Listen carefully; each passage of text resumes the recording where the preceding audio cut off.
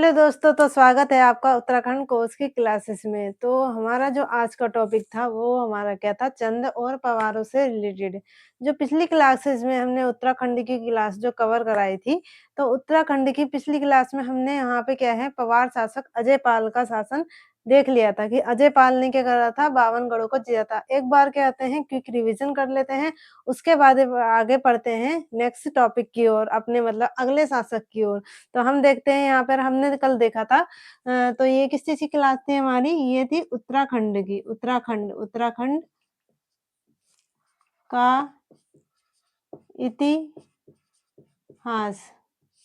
इसके साथ-साथ जो हमारी हिंदी क्लासेस चल रही हैं, उसमें आपको शाम 5 बजे हमारे यूट्यूब चैनल पे देखने को मिल जाएगी। तो ये हमारे उत्तराखंड के इतिहास से रिलेटेड क्या है हमारी क्लासेस हैं। तो इसमें हमारा जो अभी पिछले कक्षा में जो हमारी पिछली क्लास में जो टॉपिक था जो हमारा शासन रहा, हमने ये करा था, अभी तक चंदों का चल रहा था हमारा, क्या चल रहा था? चंदों का चल रहा था कि हम चंद शासन के बारे में कर रहे थे। अब क्या हो गया है कि उसी के टाइम पीरियड में पवार शासकों का भी आगमन ही हो जाता है, तो कनकपाल जो है आ जाता है, तो जनश्रुतियों के अनुसार क्या होता है, कनकपाल जो होता है इसका संस्थापक होता है, लेकिन वास्तविक संस्थापक किसे मानते हैं? अजय पाल को मानते हैं, क्योंकि 52 गढ़ों को क्या है, उसके बाद के शासकों के नाम थे नहीं। मतलब बुक्स में या किसी चीज़ में क्या है उसके नाम कहीं नहीं दिखाई दिए, अपठनीय थे। तो उसके बाद का जो शासक आता है, महत्वपूर्ण शासक वो आता है अजय पाल, तो उसने कितने 52 गढ़ों को जीता था।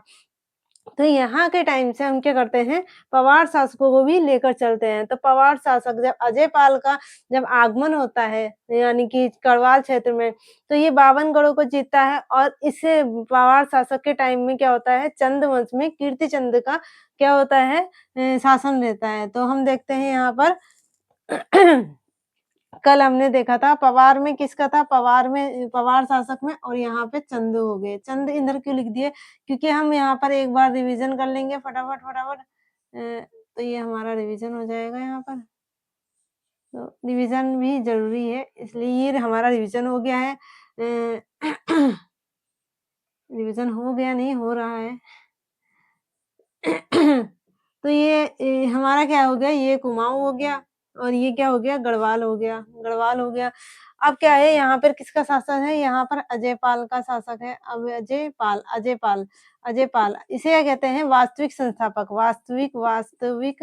वास्तविक संस्थापक कहते हैं इसे, संस्थापक, क्योंकि इसने कितने जो गढ़ों को जीत के इकट्ठा करा था, इसका जो टाइम पीरियड था वो 1490 से आगे तक था। अब इसके टाइम पीरियड में जो एक्चुअली टाइम है वो नहीं दिखाया गया है, लेकिन इसके बाद जो शासक आता है उसका क्या बताया है, उसका टाइम पीरियड बताया है। इसके बाद आता है आपका, जैसे अजय पाल आता है, सहजपाल, श्यामपाल, ये सारे जो आते हैं पाल वंश के शासक आते हैं। यहाँ पर किसका था? यहाँ पर कीर्तिचंद, यानी कि अजय पाल के टाइम में किसका तो हम कीर्तिचंद का जो टाइम पीरियड था आपका कीर्तिचंद का, वो 1488 से 1503 ये टाइम आप देख के चलेंगे। तो यहाँ पे जब ये वास्तविक संस्था था, इसने कितने गढ़ों को जीता था? 52 गढ़ों को जीता, 52 गढ़ों को जीता, 52 गढ़ों को जीता वास्तविक संस्थापक था। इसने जो कराया था, मेन चीज़ें हम क्या देखेंगे कि इसने 52 गढ़ों को जीत लिया था। अब इसने भी क्या करा कि और इस राज्य विस्तार को बढ़ाने लगा। ये 52 गढ़ जीत लिए, फिर क्या करा, इसने अपने राज्य विस्तार को बढ़ा दिया और 52 गढ़, तो इसका नाम क्या पड़ गया? गढ़वाल पड़ गया, गढ़वाल पड़ गया। किसके नाम पर? किसकी वजह से पड़ा? अजय पाल की वजह से। इसी तरह से कीर्तिचंद जो जीता है, ये जो जीता है, ये 12 मंडल और स्युनराकोट पूछ सकता है कि सोनराकोट को किसने जीता था, और खगमरा कोट ये इम्पोर्टेंट है। कोट, ये जो खगमोरा कोट है, ये क्या बनेगी, यहाँ पर ही चंदों की राजधानी बाद में बनाई जाती है। तो खगमोरा कोट और भी क्षेत्र जैसे गंगा, ये जो आपका गेडारो, बेरारो व केडारो वाले क्षेत्र, ये सारे कौन जीतता है? कीर्तिचंद जीत लेता है अपने चंद वंश का। जब क्या करता है कि शासन को बढ़ाता है, तो शासन को बढ़ाता है तो ये इधर भी चला जाता है। जैसे इसने यहाँ तक तो पहले ही कर लिया था। कौन था उसके समय पे जो था त्रिलोक चंद और भी बहुत से शासक आए थे जिन्होंने क्या करा था नीचे तराई वाले क्षेत्रों पे क्या कर दिया था यहाँ पर अपना विस्तार कर दिया था। तो इन्होंने क्या करा यहाँ पर आक्रमण कर दिया। यहाँ पर इनकी क्या थी राजधानी थी चांदपुर गढ़ी। तो परवार शासकों की पहली राजधानी क्या थी चांदपुर गढ़ी। तो इन्होंने इस साइड से अब ये क्या आ रही थी चांदपुर गढ़ी हरिद्वार वाले क्षेत्र में पड़ती है। नीचे ये क्या आ रही थी किनारे पे आ रही थी। जब इन्होंने यहाँ पे आक्रमण करा तो क्या हुआ कि अजयपाल जब क्या होता है अजयपाल विशेष कौन था कीर्तिचंद ये लड़ते हैं तो ये युद्ध में जीत जाता है, ये हार जाता है, तो ये इसे कर देता है किसे जब इनकी संधि होती है, ये जीते हुए क्षेत्र को वापस कर देता है और संधि में क्या होता है, कर देता है किसे चंदों को, कौन देता है? अजयपाल देता है। तो इतना तो था इनके युद्ध और विस्तार से रिलेटेड। इसके बाद इसने क्या-क्या काम करे अजयपाल ने इजे कि इसने जो एक क्या बनवाया था, एक राजप्रसाद का निर्माण करवाया, राजप्रसाद का निर्माण करवाया। दूसरा राजेश्वरी यंत्र की स्थापना यानी कि राजस्वी यंत्र स्थापना करी और इसका जो राज्य प्रसाद था वो ध्वस्त हो गया। ध्वस्त कब हुआ था? ध्वस्त हुआ 1803 में एक भूकंप आता है तो उसमें क्या होता है ये ध्वस्त हो जाता है। इसके लिए बहुत थोड़े ये जो महत्वपूर्ण पॉइंट है वो याद रखेंगे। राजप्रसाद में 3 चीज़ें भाग पा देख सकते हैं। तो चारों ओर क्या था वहाँ बगीचे थे, सुरंग थी जो अलकनंदा नदी तक जाती थी और एक और क्या था कि दरवाजों में कलाकृतियाँ थी। तो ये राजप्रसाद का निर्माण किसने करवाया था? अजयपाल ने करवाया था। ध्वस्त कब हुआ था? 1803 में भूकंप आया था तब ये ध्वस्त हो गया था। राजस्वी यंत्र की स्थापना अजयपाल ने करी थी। वास्तविक संस्थापक पवार वंश का अजयपाल था। 52 गढ़ों को किसने जीता था? अजयपाल ने जीता था। तो ये सारा क्या था जो अजयपाल था उससे रिलेटेड था। इसके बाद देखते हैं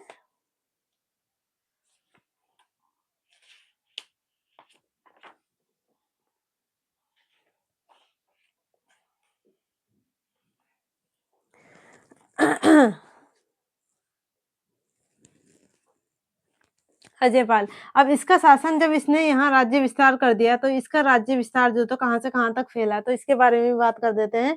तो तिब्बत से नाज़िमाबाद, तिब्बत यानी कि तिब्बत वाला क्षेत्र कहाँ होता है? ऊपर की ओर होता है। तिब्बत से नाज़िमाबाद, नाज़िमाबाद कहाँ आता है? नाज़िमाबाद आता है यूपी वाला क्षेत्र। तो नीचे की ओर नाज़िमाबाद हो गया, तिब्बत से नाज़िमाबाद और यहाँ पर आता है देवघाट से यमुना नदी तक। देघाट कहाँ है? ये वाला जो क्षेत्र है, ये जो पॉइंट है मतलब ये क्या है पहले क्या थी कि कुमाऊँ और गढ़वाल में विभाजित नहीं था मतलब इनका शासन-प्रशासन इस तरह से चलता था लेकिन ये क्या थे मंडल नहीं थे, मंडल के अंतर्गत नहीं आते थे। तो इनकी जो सीमा रेखा मानी थी तो वो क्या थी देघाट कुमाऊँ वाला क्षेत्र जो टच करता है कुमाऊँ देघाट इससे यहाँ से लेकर ये यमुना नदी यमुना नदी तक, यमुना नदी तट तक। तो यमुना नदी कहाँ से जाती है? यहाँ से आपकी जाती है एक टॉन्स नदी जाती है जो इधर से आती है और दूसरी जो आती है रुपिन-सुपिन 2 टॉन्स नदी की सहायक नदी है और यमुना नदी जो है यहाँ से होते हुए ये बाउंड्री करते हुए ऐसे निकलती है। तो यमुना नदी तक और देघाट तक यानी कि देघाट यहाँ हुआ देघाट से यमुना तक और यहाँ पर आपका तिब्बत से नाज़िमाबाद यानी कि नीचे की ओर भी था ये तो नाज़िमाबाद तक से चाँदपुर गढ़ी पे क्या कर दिया आक्रमण कर दिया यहाँ पे इन्होंने अपनी राजधानी को परिवर्तन करा तो इसने राजधानी परिवर्तन जो करी थी पहले जो करी थी इसने राजधानी परिवर्तन तो यहाँ पर पहले चाँदपुर गढ़ी थी फिर क्या करी देवलगढ़ करी और फिर इसके बाद जो करी थी वो करी थी श्रीनगर और लास्ट तक क्या रहता है जब तक ब्रिटिश शासन आता है तो इनकी राजधानी क्या रहती है श्रीनगर ही रहती है तो ये था अजयपाल के बारे में कीर्तिचंद ने क्या क्या करा कीर्तिचंद ने खगरमा कोट बरारो कडारो और बरारा श्रीनाकोट इन सबको जीत लिया था मतलब जो योग्य शासक था मतलब जो प्रतापी शासक था अजयपाल और इनके कंपैरिजन में वो सबसे ज्यादा प्रतापी यहाँ पे कीर्तिचंद निकला क्योंकि ये विजय हो गया जो विजय हुआ वही प्रतापी हुआ और एक और चीज़ थी कि इसने कीर्तिनगर की स्थापना करी थी, ये मैंने कल नहीं बताया था आपको ये मेरे माइंड से थोड़ा-सा निकल गया था। तो कीर्तिनगर की स्थापना कीर्तिनगर की स्थापना की। अब ये जो कीर्तिनगर है चलता क्यों नहीं है?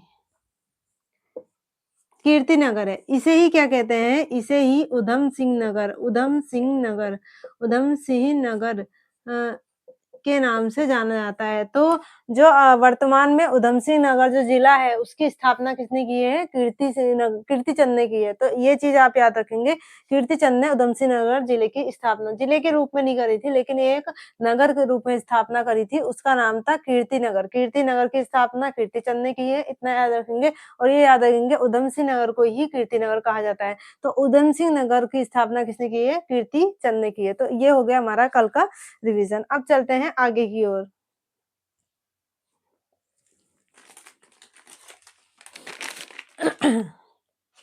अब अजय पाल का जो था आपका, अजय पाल का हम मान सकते हैं यहाँ पर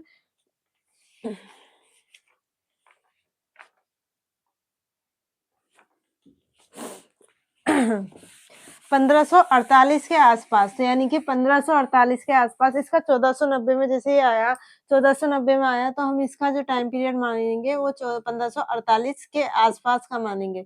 तो हाँ, क्योंकि इसका एक्चुअली जो टाइम पीरियड है वो हमें नहीं पता है, तो इसका 1490 क्योंकि मतभेद है, बहुत सारी किताबों में कुछ है, बहुत सारी किताबों में कुछ है। और चंदों में जैसे से क्या था, सोमचंदू को क्या माना था? संस्थापक माना था, लेकिन कुछ-कुछ बुक्स में ये कह रखा है कि तो उसमें ये कह रखा है, हर्षदेव जोशी की एक बुक है, तो उसमें कह रखा है कि थोरचंद था वहाँ पर। तो इस तरीके से है। तो यहाँ पर हमारा 1548 हमारा, इसके आस-पास किसको मानेंगे? अजयपाल के टाइम पीरियड को मानेंगे। तो अब हम देखेंगे अगले चंद शासक। तो हमारा जो है, हम जिसका टाइम पीरियड पहले खत्म हो जाएगा उसको देख लेंगे। तो 1548, और जबकि इसका टाइम पीरियड क्या था? 1503 में कीर्तिचंद का समय समाप्त।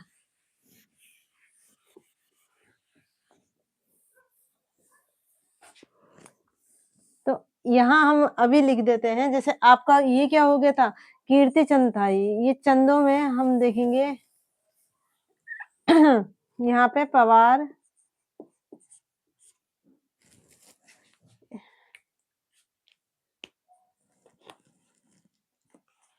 हम्म, पवार शासक, पवार शासन, पवार शासक। हाँ, तो हमारा जो था पहला जो था कनकपाल, कनकपाल, कनकपाल, कनकपाल, कनकपाल, इसका जो टाइम पीरियड बताया था वो क्या था? 688 के आसपास है, 688 आसपास। ये क्या था? संस्थापक था, संस्थापक। और दूसरा हमारा जो आता है वो क्या होता है?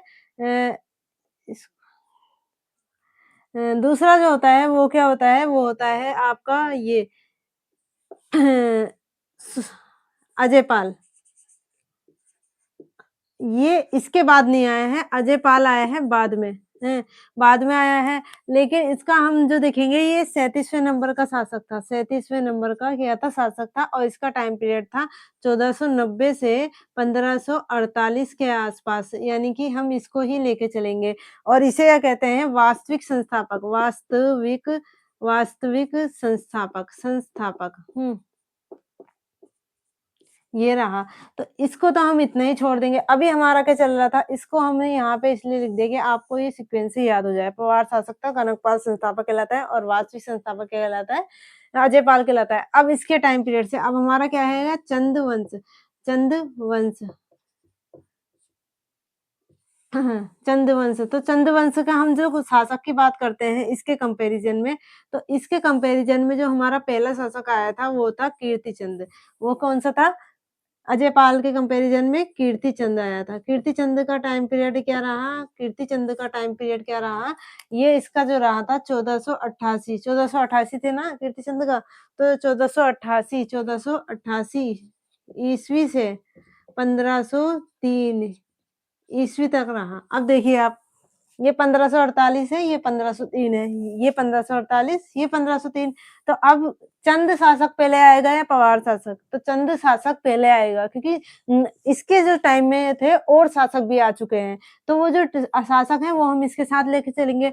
अगर इसके टाइम पे क्या है, जो शासक आ जाएंगे उसके, ये 1548 के बाद का शासक यहाँ पे आ जाता है, तो हम उसको लेके चलेंगे। तो इसी तरीके से हमें क्या हो जाएगा, याद हो जाएगा कि अजय पाल के टाइम पर क्या कौन कौन रहा। तो अजय पाल के टाइम पर ये रहा। दूसरा जो आपका शासक आएगा कीर्तिचंद के बाद आता है, हुँ।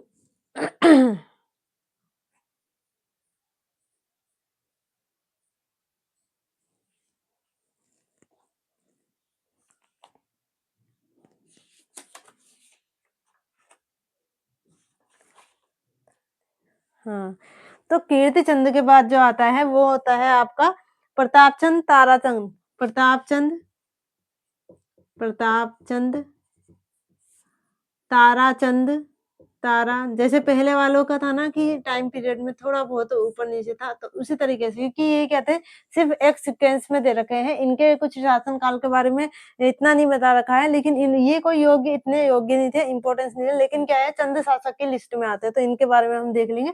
प्रतापचंद, ताराचंद, मानिकचंद और कल्याणचंद सेकंड। मानिक चंद और दूसरा आता है कल्याण कल्याण चंद सेकंड। कल्याणचंद सेकंड क्यों कहा? क्योंकि पहले क्या था हमारा कल्याणचंद आ चुका है। फर्स्ट जो वाला जो होता है कल्याणचंद आ चुका है। तो वो हमने वहाँ पे पढ़ा होगा जैसे आपका थोरचंद, कल्याणचंद जब थोरचंद आया था उसके बाद क्या आया था कल्याणचंद आया था। वो था कल्याणचंद फर्स्ट और ये था कल्याणचंद सेकंड। ये भी कल्याणचंद है। बालो कल्याणचंद आएगा अभी इसके बाद में जो अगले आगे शासक आएँगे। कल्याणचंद, पूर्णचंद सेकंड, पूर्णचंद सेकंड तो पूर्णचंद सेकंड। हुँ। पूर्णचंद सेकंड, फिर आता है भीष्मचंद, भीष्मचंद, भीष्मचंद। ये हो गया आपका इनके टाइम पीरियड को कि इतना मेंशन नहीं करा है, ये जो आपके हो जाते हैं। लेकिन जो भीष्मचंद है वो इम्पोर्टेंट है परीक्षा की दृष्टि से भी और इसके कार्यों से भी। तो भीष्मचंद जो है 1555 में आ जाता है, 1555 1555 आपने देखा होगा 1555 में जो है भीष्मचंद आ जाता है। और भीष्मचंद जब 1555 में आ जाता है, तो यहाँ पे देखिए आप 48 है, तो 48 के बाद और कोई-सा शासक आया होगा यहाँ पर, तो जो पवार शासक आया था, उसका नाम था सहजपाल।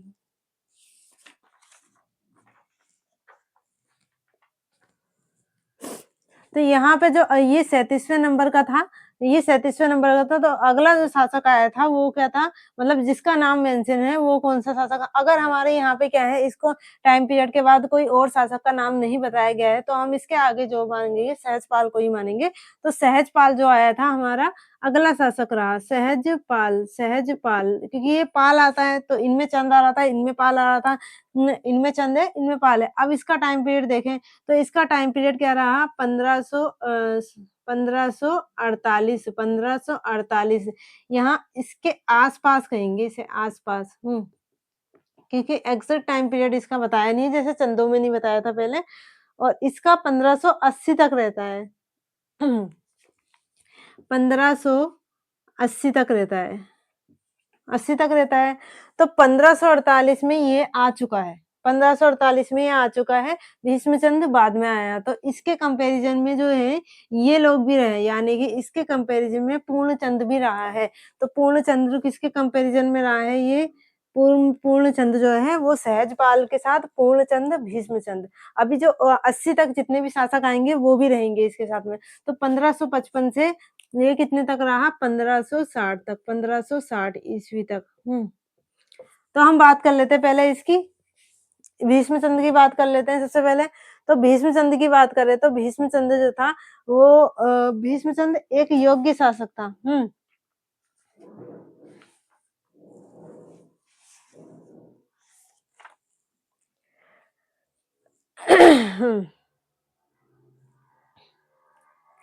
हाँ, भीष्मचंद्र क्या था एक योग्य शासक था। भीष्मचंद्र एक योग्य शासक था। आपने यहाँ देखा होगा इसने स्युनराकोट को जीता था। स्युनराकोट को जीत लिया था, सुंदरा को जीत लिया था। इसके टाइम पे क्या होता है, सिंद्राकोट पे क्या होता है, आक्रमण हो जाता है। इसके टाइम पर सिंद्राकोट पर आक्रमण हो जाता है। तो सिंद्राकोट को जो दोबारा से बचाता है, वो कौन बचाता है? भीष्मचंद्र बचाता है। इसके साथ-साथ सिंद्राकोट के बाद जो भीष्मचंद्र की क्या होता है कि जो डोटी का नरेश था, डोटी यानी कि नेपाल, नेपाल को कर मुक्त किसने कराया था? भारती चंद ने कराया था, 12 साल तक युद्ध लड़ा था। और वहाँ पे क्या हुआ था कि कटक वाली युद्ध इसके बारे में मैंने आपको बताया था। तो ये 12 साल तक वहाँ पे रतन चंद भी था और दूसरा भारती चंद भी था। 12 साल तक उन्होंने युद्ध लड़ा और क्या कहा, जो नेपाल के लोग थे, नेपाल के शासक थे, उनसे कहा कि हम कर नहीं देंगे। तो वहाँ पे क्या हो गया था, कर समाप्त हो गया था। तो इन लोगों ने, यानी कि जो इतने हैं ना, इन्होंने कर नहीं दिया था। इन्होंने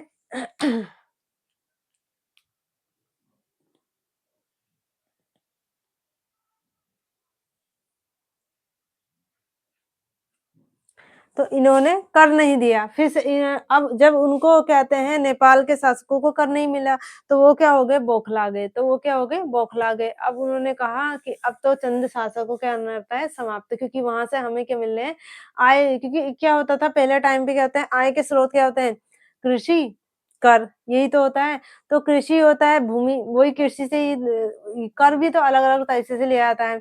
कुछ क्या होता है कि कुछ ये होता है कि जो शासन में जो उनकी क्या है, जो भी उनका मौद्रिक चीज़ है, उनको ले लेते हैं, या फिर अनाज के रूप में ले लेते हैं। अब ये राजा हैं, तो ये क्या होता है, मौद्रिक रूप में लेते होंगे, तो इनसे मौद्रिक रूप में क्या जाता था, कर लिया जाता था। अब यहाँ से कर का शासन तो समाप्त हो गया था, किसका, नेपाल के लोगों का। तो यहाँ पर क्या हुआ, षड्यंत्र रचे जाने लगे। यहाँ पर क्या हुआ, षड्यंत्र, षड्यंत्र। कहाँ पर, नेपाल में, नेपाल में, नेपाल में, यानी कि डोटी नेपाल शासक। तो डोटी के जो नेपाल, डोटी यानी कि नेपाल के जो शासक थे, डोटी कहते हैं इसे, नेपाल एक ही बात है। तो डोटी या नेपाल जो भी कह सकते हैं, उसके जो शासक थे कि चंदों से कर नहीं लिया जा रहा है, चंद मुक्त है। और हमें क्या चाहिए, अपने शासन के लिए क्या करना चाहिए, कर को बढ़ा, मतलब कर क्या लेना जरूरी है। और क्या करना चाहिए, शासन को बढ़ाना है, शासन के आय के स्रोत हैं, तो हम इन्हें नहीं छोड़ सकते। तो क्या करते हैं, इसके डोटी के जो नेपाल के शासक होते हैं, वो क्या करते हैं, फिर से यहाँ के लिए षड्यंत्र रचने लग जाते हैं कि किस तरह से कर फिर से लिया जाए, हैं? या फिर इस राज्य पे फिर से कैसे आक्रमण किया जाए, और जो सिंडाकोट था, वहाँ पर सिंडाकोट में जो है, इसके टाइम पर क्या हो रहा था, मैं इसको मिटा देती हूँ फिर। ये ऊपर का मिटा देती हूँ, यहाँ पर हम चलेंगे, इन सबको मिटा के क्या करते हैं, फिर से ऊपर से चलते हैं। तो ये सारा हम क्या कर देते हैं, थोड़ा-सा इरेज़ कर देते हैं। तो यहाँ पर हमारा जो है, सहजपाल के टाइम पीरियड में आप पूर्णचंद्र को लेके चलेंगे और भीष्मचंद्र हमारा ये हो गया। इतना आपको समझ में आ गया होगा कि किसके टाइम में कौन शासक रहा। तो ये हम थोड़ा-सा ऊपर कर लेते हैं इनको, क्योंकि लिखने में थोड़ी प्रॉब्लम आ रही है।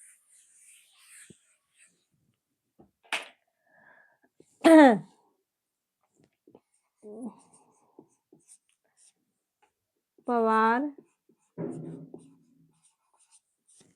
पवार शासक, और यहाँ पे क्या हो जाएँगे, चंद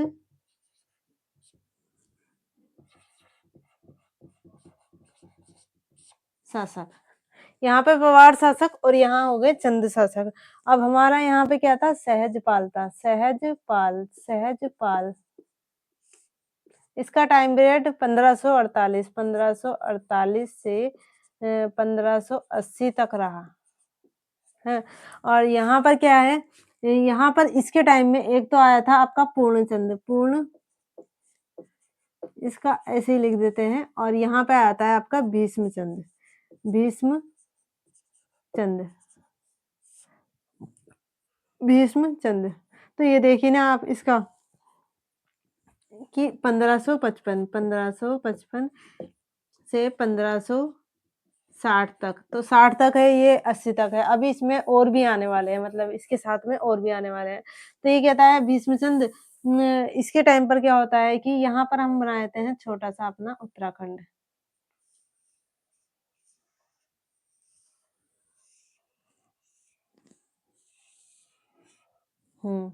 ये हो गई हमारी कुमाऊँ और गढ़वाल की सीमा रेखा। ये हो गई हमारी गढ़वाल और कुमाऊँ की सीमा रेखा। तो डोटी का जो शासक होता है, यहाँ पर आपका भीष्मचंद्र का क्या था, यहाँ पर पहले क्या थी, राजधानी थी। यहाँ पर क्या थी, राजधानी। तो फर्स्ट राजधानी, फर्स्ट चंद राजधानी, राजधानी, राजधानी, राजधानी थी। वो क्या थी आपकी, चंपावत थी, चंपावत, चंपावत थी, चंपावत थी। और यहाँ से जो था डोटी, डोटी यानी कि नेपाल कह सकते हैं, नेपाल, अभी तो नेपाल ही कहेंगे। नेपाल। डोटी नेपाल का शासक क्या कर रहा था? आक्रमण के लिए षड्यंत्र रच रहा था। यहाँ से आक्रमण के लिए षड्यंत्र रचा था। तो चंद ने जो ये थी आपकी राजधानी। तो क्या होता है कि कोई भी शासक होता है या कोई भी देश होता है, अब भले ही वो ऊपर से है लेकिन वो क्या करेगा? साइड से ही आक्रमण करेगा, साइड से ही आक्रमण करेगा। तो भीष्मचंद ने देखा इसके जो सिरनाकोट था, सिरनाकोट पे भी क्या चल रहे थे?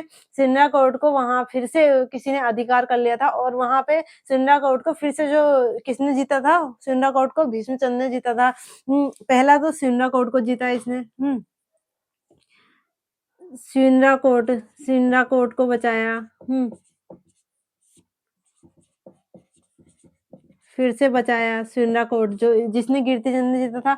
दूसरा क्या होता है कि यहाँ पे जो ये डोटी के जो शासक थे वो क्या कर रहे थे? षड्यंत्र रच रहे थे। तो षड्यंत्र रच रहे थे तो पहले तो सिरनाकोट पे आक्रमण हो गया था, फिर यहाँ से आक्रमण होने वाला था। तो इसने कहा कि हम अपनी राजधानी परिवर्तित कर देंगे। तो जो भीष्मचंद्र था इसी डर से इसने राजधानी परिवर्तित किया। पहले आपने देखा होगा अजयपाल ने राजधानी परिवर्तित कर दी थी किसके डर से? कीर्तिचंद के डर से। कीर्तिचंद ने क्या कर दिया था? आक्रमण कर दिया था और वहाँ पे हिस्से पे कब्जा कर लिया था। फिर उसे कर देना पड़ रहा था तो उसने उसके बाद क्या कर दिया? अपनी राजधानी ही परिवर्तित कर दी। इसी तरह से भीष्मचंद्र जो होता है राजधानी परिवर्तन का सपना देखता है। तो ये राजधानी कहाँ को ले आता है? जो आपका खगमरा कोट था, खगमरा कोट वाले क्षेत्र को क्या ले आता है? राजधानी परिवर्तित करने का स्वप्न देखता है। तो यहाँ पर आप देख सकते हैं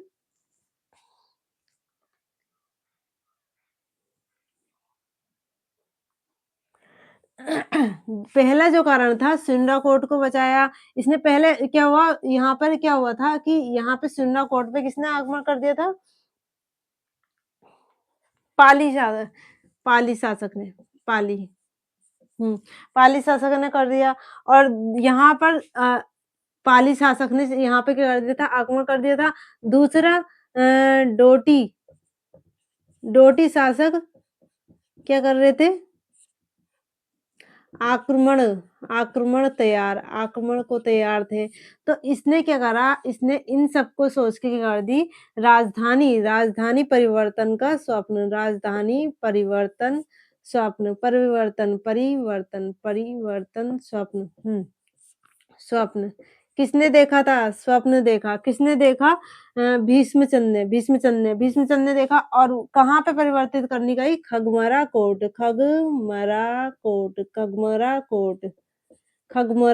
को। तो खगमरा कोट में इसने राजधानी परिवर्तन का स्वप्न देखा। कहाँ पर? खगमरा कोट में राजधानी परिवर्तन का स्वप्न देखा और इसने यहाँ पर क्या डालने लगा? ये शिविर डाल दिया। खगमरा कोट में क्या डाल दिया? भीष्मचंद ने शिविर डाल दिया। भीष्मचंद ने शिविर शिविर डाल दिया। खगमरा कोट में राजधानी बनाने लगा और वहाँ पे क्या कर दिया? इसने शिविर डाल के रहने लगा। तो जब शिविर डाल के रहने लगा तो स्थानीय जो था, एक स्थानीय शासक क्या होते हैं? बहुत सारे शासक होते हैं ना लड़ने-मरने के लिए तैयार होते हैं।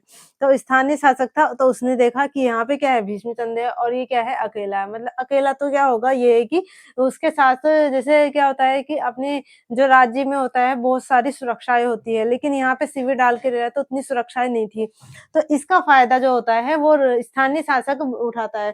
तो वो स्थानीय जो गणपति होता है गंजू वाडिंगा अवसर का लाभ उठाया किसने? अवसर का लाभ उठाया अवसर लाभ उठाया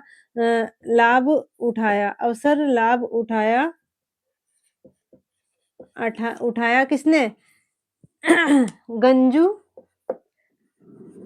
वाडंगा यही था शायद? गंजू वाडिंगा वाढिंगा ये गणपति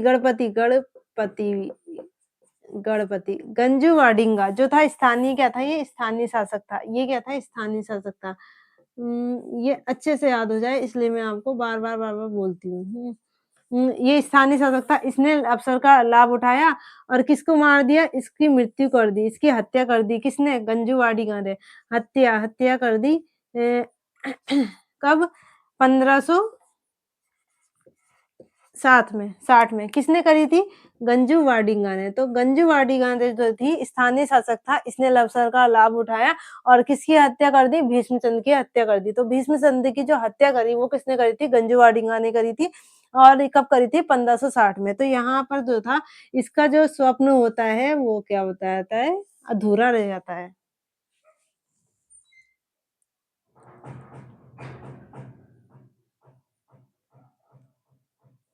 हुँ।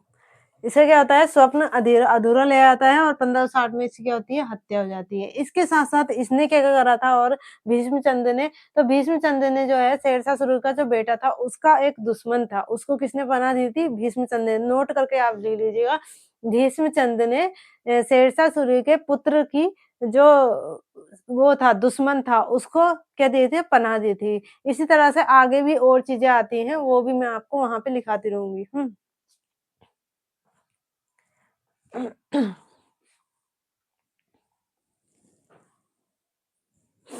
तो यहाँ पे नोट करके ले लेते हैं। तो यहाँ पे डोटी नरेल था, यहाँ पर आपका क्या था, ये अल्मोड़ा हो गया, ये नैनीताल हो गया, ये अल्मोड़ा वाला हो गया, यहाँ पे सियुनरा कोट हो गया। सॉरी खगमरा कोट, खगमरा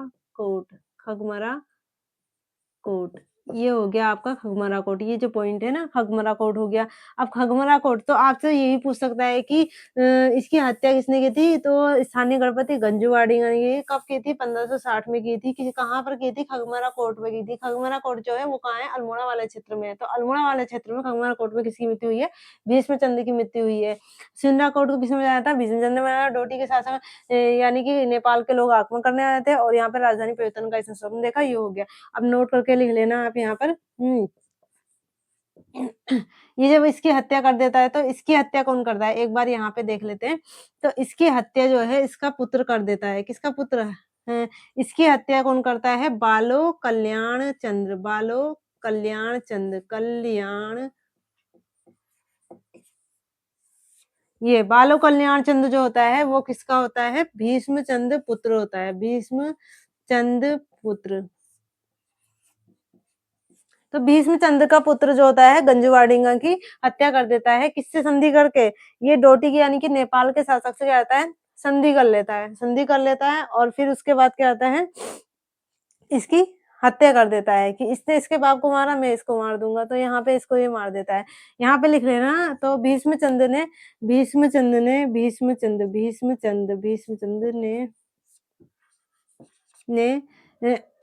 शेरशाह सूरी आप जानते होंगे, शेरशाह सूरी मुगल साम्राज्य में जो आता है, शेरशाह सूरी वही वाला शेरशाह सूरी के पुत्र के पुत्र जो शेरशाह सूरी का पुत्र था उसका नाम था इस्लाम शाह। इसमें लिख दे इस्लाम शाह के विरोधी के विरोधी विरोधी विरोधी इस टाइम पे आप देख सकते हैं शेरशाह सूरी का वहाँ पे शासन चल रहा होगा। शेरशाह सूरी के विरोधी जो था वो कौन था? सरदार खवास खां, सरदार खवास खवास खां खवास खां को पनाह दी थी। को पनाह दी थी। तो ये देखेंगे आप कि जो भीष्मचंद्र था उसने क्या करा था? इस्लाम शाह का जो पुत्र था उसका नाम था शेरशाह सूरी का जो पुत्र था उसका नाम क्या था? इस्लाम शाह था। और इसका जो विरोधी था, मतलब जो विरोधी होते हैं ना, तो शेरशाह सूरी को तो जानते होंगे। जब मुगल साम्राज्य आता है तो उस समय क्या आता है? शेरशाह सूरी का नाम आता है। अकबर, फिर जैसे आपका बाबर, फिर हुमायूं, फिर क्या होता है कि यहाँ पर आपका अकबर, ये सारे जो शासन चलते हैं मुगल साम्राज्य में उसी तरह से आता है शेरशाह सूरी। शेरशाह सूरी ये होता है मुगल साम्राज्य का नहीं होता है, लेकिन मुगल साम्राज्य के समय में इसका भी शासन काल आता है एक कुछ समय को। तो यहाँ पर इसका जो बेटा होता है वो इस्लाम शाह रहता है। इस्लाम शाह का जो विरोधी होता है, मतलब वो कौन होता है? सरदार खवास खां जो होता है इसको कौन बना रहता है? भीष्मचंद्र। ऐसे ही आगे जाके एक और आएगा आपका, तो वहां भी कोई क्या करेगा? जो पवार शासक होता है वो क्या कहता है? तो उसका क्वेश्चन कई बार आ चुका है। तो एक बार देख लेंगे। इसने सपना देखा था खगमरा कोट को राजधानी बनाने का, वहीं पे इसकी मृत्यु कर दी थी गंजू वाडिंगा ने, बाल कल्याण चंद ने इसकी हत्या कर दी गंजू वाडिंगा की, और ये हो गया हमारा। अब यहाँ देखते हैं सहजपाल के बारे में थोड़ा सा। क्योंकि सहजपाल आ चुका है 1548 में, तो हम इसको देख लेते हैं पहले और उसके साथ-साथ हम यहाँ पे अगले जो शासक होगा उसको देख लेंगे। क्योंकि हमारा जो है 1555 आ रहा है और 1548 चल रहा है, तो हमारा 1555 वाला हमने देख लिया है यहाँ पे चंदू वंश में है। यहाँ पर हमारा जो दूसरा जो 1548 वाला है उसको सहजपाल को देख लेते हैं। पहला क्या था कनकपाल, दूसरा आपका अजयपाल, फिर आ जाता है सहजपाल। ऐसे यहाँ कीर्तिचंद के बाद क्या आता है यहाँ भीष्मचंद्र। तो भीष्मचंद्र के टाइम पे क्या था सहजपाल था यहाँ पर।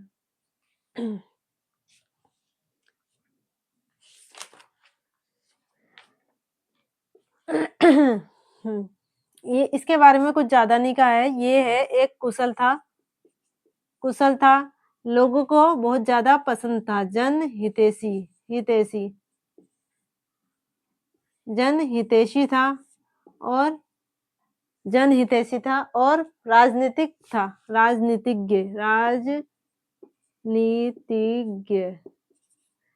इसके महत्वपूर्ण जो है ये क्या था बहुत ज़्यादा ही अच्छा था, मतलब ये क्या करता था किसी से भी ज़्यादा बैर नहीं रखता था और क्या होता था ज़्यादातर इसने क्या बनाए उस समय में इसने जो अपने बनाए थे मैत्रीपूर्ण संबंध बनाए थे। सहजपाल शासक जो था पवार शासक उसने मैत्रीपूर्ण संबंध बनाए थे, तो मैत्रीपूर्ण संबंध बनाए। अब इसने किस-किस के साथ मैत्रीपूर्ण संबंध बनाए तो उनके नाम देख लेंगे हम। इसने जो मैत्रीपूर्ण संबंध बनाए थे यहाँ पर मैत्रीपूर्ण संबंध अभी तक हमने देखा है कि यहाँ चंद शासकों में पवार शासकों में क्या हुआ है अभी तक मैत्रीपूर्ण संबंध नहीं बने थे। कीर्तिचंद और अजयपाल में भी क्या हुई थी लड़ाई हुई थी। यहाँ पर क्या था इसने मैत्रीपूर्ण संबंध बना दिए और यहाँ पर क्या था इसने कत्यूरियों के साथ जो मैत्रीपूर्ण संबंध बनाए किन किन के साथ बनाए तो यहाँ पे आ जाते हैं फर्स्ट आ जाते हैं कत्यूरी शासक कत्यूरी शासक कहीं न कहीं कत्यूरी भी शासन ही कर रहे हैं। दूसरा क्या है थोड़े बहुत क्षेत्र में कर रहे हैं यानी कि यहाँ पे क्या है जब मेन जो है आपके पवार और चंदों का चल रहा है और दूसरी चंद शासकों चंदों के साथ और यहाँ पर आपके कत्यूरी शासकों के साथ और जो तीसरा था आपका मुगल साम्राज्य में अकबर के साथ अकबर के अकबर के साथ भी इसने मैत्रीपूर्ण संबंध बनाए और किन्नर प्रदेश यानी कि किन्नर प्रदेश के और पश्चिमी राज्यों के साथ जो किन्नर प्रदेश था यानी कि यहाँ पे किन्नर प्रदेश यहाँ पर होता है इस साइड आपका क्या आता है किन्नर प्रदेश आता है किन्नर प्रदेश ये जो पश्चिमी साइड आते हैं यहाँ पे किन्नर प्रदेश यानी कि टोन्स और नदी के क्षेत्रों को क्या आता है इंद्र के साथ के क्षेत्र होते हैं किन्नर प्रदेश के आते हैं तो यहाँ पर भी इसने मैत्रीपूर्ण संबंध बना दिए यहाँ पर भी इसने मैत्रीपूर्ण संबंध बना दिए जो आपका मुगल साम्राज्य है वहाँ पर भी मैत्रीपूर्ण संबंध है तो लड़ने का कोई चांस नहीं बनता है तो इसका शासन जो रहता सबसे ज्यादा शांत रहा था इसने क्या था मैत्रीपूर्ण संबंध बनाए थे जनहितैषी था और क्या था जनता के लिए भी काफ़ी ज़्यादा अच्छा था। तो सहजपाल के बारे में इतना ही है। अब सहजपाल जो है 80 तक था, तो 80 तक अभी ये 60 में खत्म हो गया, तो इसके बारे में थोड़े 2-3 शासकों के बारे में हम कल की क्लास में देखेंगे। फिर देखेंगे इससे आगे जो 80 के बाद ये निकल जाएगा तो यहाँ पे हो जाए तो आपस में देख के चलेंगे। तो हमारा क्या था जो सहजपाल था, सहजपाल के टाइम पे क्या रहा पूर्णचंद्र रहा, भीष्मचंद्र रहा और क्या रहा अभी आगे जाकर देखेंगे बालो कल्याण चंद्र यहाँ पर आ चुका है। ये बालो कल्याण चंद्र आपका यहाँ पर आ चुका है। तो बालो कल्याण चंद्र भी इसके साथ आ जाता है। सहजपाल के टाइम पीरियड में आपका भीष्मचंद्र हो गया, पूर्णचंद्र हो गया और बालो कल्याण चंद्र हो गया। और एक और जो आता है वो शासक हो जाता है रुद्रचंद। तो रुद्रचंद, भीष्मचंद, बालो कल्याण चंद और एक और पूर्णचंद वो किसके टाइम पीरियड पवार शासक किसका शासन था सहजपाल का शासन। तो इस तरीके से आप क्या देखेंगे चीजों को देखेंगे। तो मिलते हैं तब तक के लिए अगली क्लास में और अपनी तैयारी को जारी रखिएगा। अ, एक साथ हम इतना सारा लेंगे तो हमें क्या हो जाएगा थोड़ा-थोड़ा हम क्या करेंगे चीज़ों को करते रहेंगे। तो आप बता दीजिएगा आपको कैसी लग रही है हमारी क्लास और साथ ही अगर कोई भी डाउट्स होते हैं तो आप कमेंट कर सकते हैं। बाकी मिलते हैं नेक्स्ट क्लास में।